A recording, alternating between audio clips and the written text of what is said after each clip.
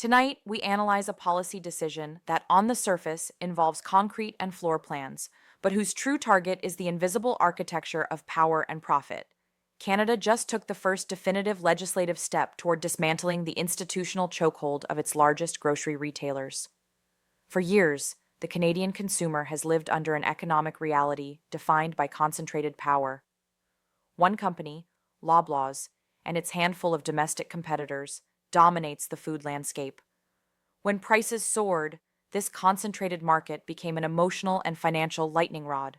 The public outcry was not just about inflation, it was about the perception of a system optimized to extract maximum margin from a captive audience.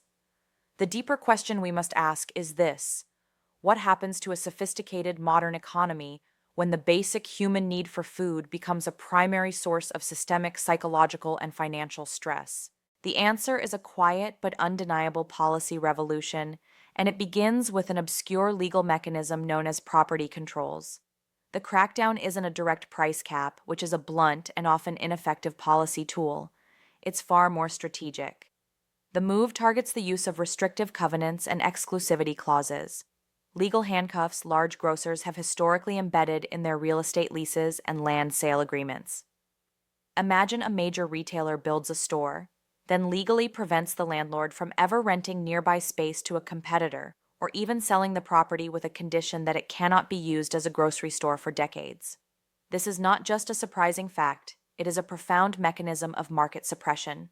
The Competition Bureau's investigation into these practices revealed a clear intent: to legally block new entrants, from domestic independents to foreign discount chains, from ever setting up shop.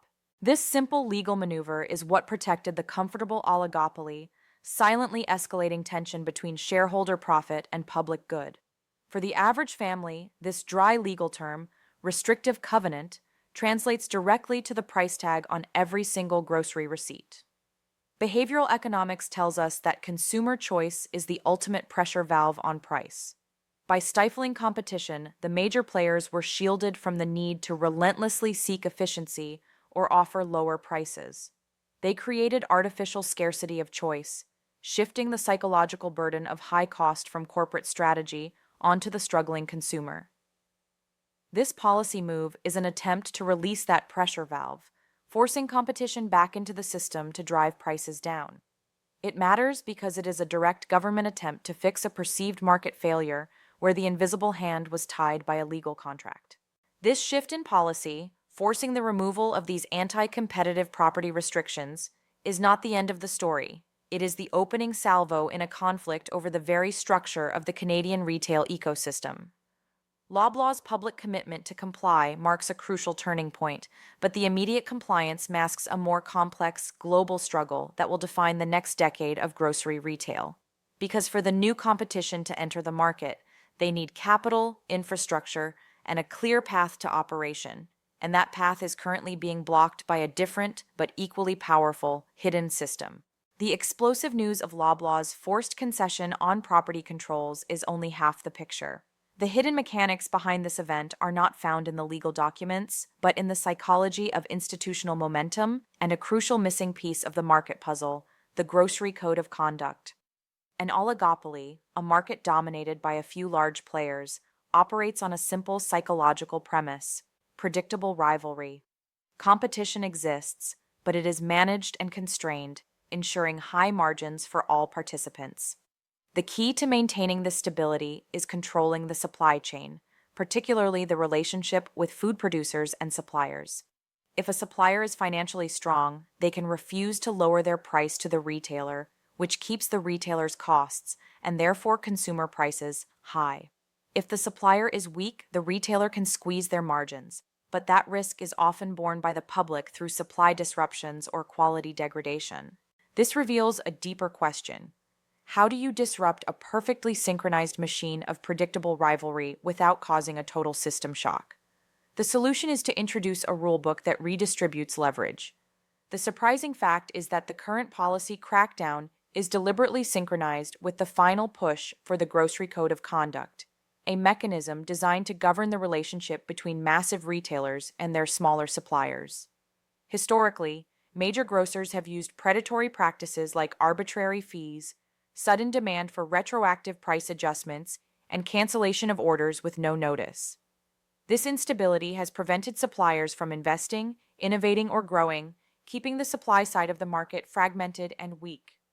The nudge forward here is this: the Code of Conduct is the stabilizing countermeasure to the crackdown on property controls. Removing the property controls invites new retailers, the competitive shock, but the code ensures that all retailers, new and old, play by rules that prevent the exploitation of the supply chain. It escalates tension by forcing the oligopoly to face a dual attack: competition from the front and regulation from the back. This matters to regular people because of a concept called the bullwhip effect in supply chain dynamics. When large dominant buyers exert unpredictable and aggressive pressure on suppliers, that volatility is amplified all the way down to the farm and manufacturing floor. Those costs, the risk, the waste, the fear of sudden penalty, are ultimately factored into the wholesale price, which means they are passed directly to the consumer. The psychological insight is that retailers were not just maximizing profit, they were weaponizing uncertainty. By enforcing a code of conduct, the government attempts to inject certainty and transparency, allowing suppliers to operate with lower risk and, theoretically, lower pricing.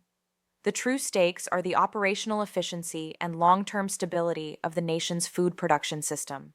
The new rules on property controls and the looming code of conduct signify an unprecedented level of market intervention in Canadian retail. It forces the domestic giants to confront a new reality where their core strategies are systematically undermined. But here's the part nobody expected: the greatest impact of this shift may not be felt in Canada at all. The entire global retail landscape is currently watching this policy experiment, anticipating the arrival of a powerful, disruptive, foreign competitor, one that is already rewriting retail rules on a scale Canada has never experienced. The pressure applied to Canada's retail giants is not an isolated domestic incident. It is a highly visible, regional manifestation of a global geopolitical and economic dilemma: how to preserve the free market's competitive spirit in an age dominated by colossal, vertically integrated corporations. From Australia's similar inquiries into grocery power to the European Union's continuous antitrust battles with technology giants, the developed world is wrestling with the same core system. The intrigue is understanding the historical parallel that policymakers are secretly looking to replicate: the dramatic shift in market power following the deregulation of certain sectors in the late 20th century. When monopoly power is broken, the public benefits are immense, but the transitional chaos can be severe. The central question is what kind of competitor is required to truly break a mature, entrenched oligopoly. Domestic competition, even freed from property controls, tends to adapt to the existing market norms. A genuine disruption requires an exogenous shock, a foreign entity with a fundamentally different, lower-margin business model. The surprising connection here lies in the Walmart effect of the 1990s and 2000s, but on a hyper-accelerated, digitally informed scale. Canada's policymakers are actively courting major international discount grocers, implicitly welcoming a disruptive entry to recalibrate the nation's price point. While the policy actions focus on Loblaws, the structural goal is to create conditions for a new anchor to appear. Historically, the introduction of a disciplined, globally scaled discounter in a new market forces all existing players to drastically lower their cost structure, consolidate, or fail. The tension escalates as the domestic giants, built on a higher-cost, higher-margin Canadian real estate model, must suddenly pivot to compete with an incoming entity whose entire existence is engineered for ruthless efficiency. This is a game of shifting economic structures, not just legal compliance. This context matters to the regular person through the lens of behavioral finance and the power structure insights of global trade. When consumers in one country, like Germany or the United States, have dramatically lower grocery costs for comparable goods, it highlights an opportunity cost borne by Canadians. That extra margin extracted by the oligopoly is wealth that cannot be spent on housing, education, or saving.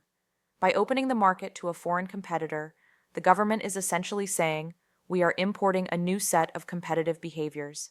The power structure insight is that the state is leveraging global capital and business models to serve a domestic consumer need, using the foreign entity as a corrective force against an entrenched national problem.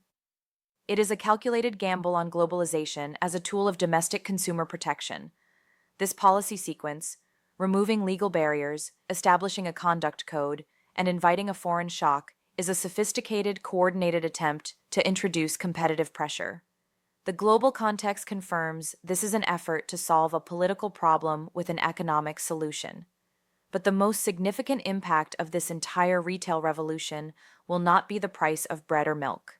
It gets deeper because the real long-term structural effect will be on the Canadian labor market and the psychological contract between worker and corporation, a change that is already underway. The structural changes underway in Canadian retail are ultimately about one thing: the price of time, labor, and human dignity. The crackdown on major grocers is forcing an irreversible transformation in the employment contract that the media is not discussing. Competition in a low-margin sector like grocery retail can only achieve the desired price reduction in one of two ways. Either the profit margins of the owners must shrink, or the labor costs must be optimized. In the high-stakes game of corporate survival, the latter is always the most immediate lever. The hidden economic shift is the pressure now being placed on the existing workforce, driving an institutional scramble to increase efficiency and automate processes to stay competitive with the inevitable low-cost foreign entrants. This reveals a deeper existential question. Will the promise of lower consumer prices be paid for by a permanent downgrade in the stability and compensation of the retail worker? The surprising evidence is in the industry's investment patterns. While the public focuses on price disputes, Loblaws and its competitors are heavily investing in logistics, AI-driven inventory management, and automated checkout technologies. This introduces a critical mechanism: the drive for labor substitution. The policy's intent, to boost competition, has a secondary, unintended effect of accelerating the retail sector's transition toward automation to defend market share. Historically, market pressure leads to innovation. In this case, the innovation is moving from product delivery to employee replacement. This escalating tension between the state's goal of consumer benefit and the inevitable consequence of worker displacement is the central, unacknowledged paradox of the Canadian retail restructuring. For Canadian families and the economy at large, the real-world impact is a complex behavioral and social dynamic. Cheaper food is a clear benefit, but that benefit is mitigated if the jobs that sustain middle-class stability begin to erode. This is the disruption dividend paradox. A policy designed to make life more affordable for millions risks destabilizing the financial security of the hundreds of thousands employed in the sector. The behavioral insight is the shift in the consumer's cognitive load: less stress at the checkout, but more stress in the job market. This is the part of the story the media often skips. The final cost of a corporate reckoning is frequently transferred not to the shareholder, but to the least powerful stakeholder in the system. The long-term stability of the entire Canadian service sector is at stake. The crackdown on Loblaws is a necessary, perhaps overdue, policy action aimed at fixing a structural failure of competition. The removal of property controls and the enforcement of a fair supply chain code signal a profound shift in the relationship between state power and corporate power. But to truly understand the future of the Canadian economy, you cannot simply watch the grocery aisle. Because while everyone is focused on the price of milk and the arrival of a new, foreign discounter, the real shift, the one that will define the affordability, employment, and entire living standard of the next generation, is already unfolding. Quietly. And it is happening in the one sector that is more concentrated, more essential, and more psychologically embedded in the Canadian psyche than even the price of food.